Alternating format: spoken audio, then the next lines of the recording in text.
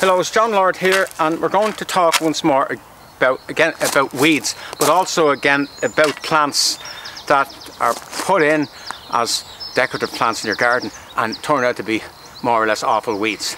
But before we go, we'll have to have this sort of a philosophical interlude.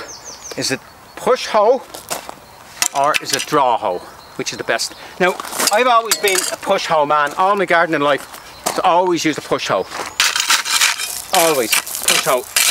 But couldn't find a push hoe a week or two ago, and I started, the only thing I could find was the draw hoe, and I started using the draw hoe. And of the two, I think I've spent 40 years using the wrong bloody hoe. I'm finding this one's better for most work. It's much better. So I'm now a draw hoe man.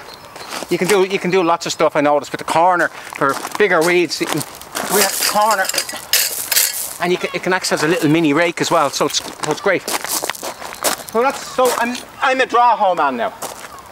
Now we're going to look at a particular property of generally perennial plants, but also some shrubs.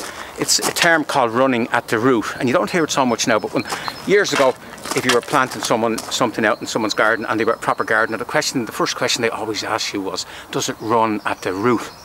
And if you said, yes, it did run at the root, they would say, I don't want it. Because what running at the root means is the plant sends out shoots, underground shoots, that's important, like a submarine, and they come up, and then they send more underground shoots. And because you can't see them, it's like submarine warfare. You can't see the submarine, and then how do you get rid of them? And sometimes on very sandy soil, the root might go down 2 feet, so it's 2 feet under the ground. And what do? You have to get rid of it, and have to get rid of it with great difficulty. Now, this is an example. This Persicaria.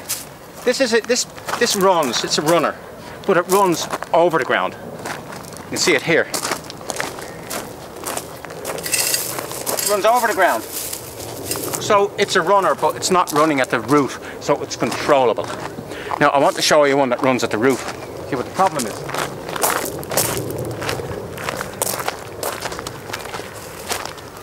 See it here? This is a good south-facing aspect, and we just realised we've neglected this bed and we can do lots with it. But it was for whatever reasons, maybe there was a dump in here or something, it was just let go to pot. And it has a plant called Lysimachia, ciliata, Firecracker. I'll take a piece to show. See the colour of it. Now that would have started off as one plant here, and it's gone to here, across here, all the way.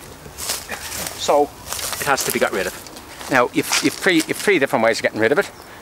You can dig it out if you have time, and not particularly hard to dig out. The problem is there's a lot of tree roots, so you'll be hitting tree roots, so it would be awkward, but if you have the time you can dig it out.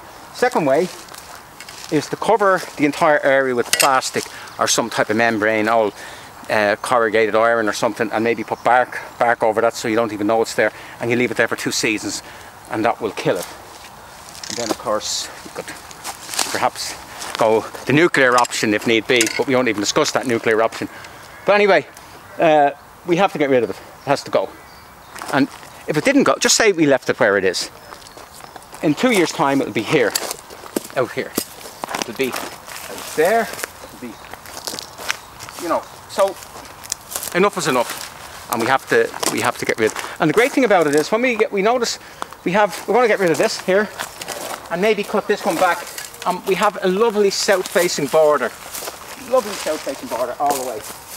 So it's going to be one of our better borders. So I'm sorry for neglecting you, but I'm going to bring you back into some state of glory in the near future.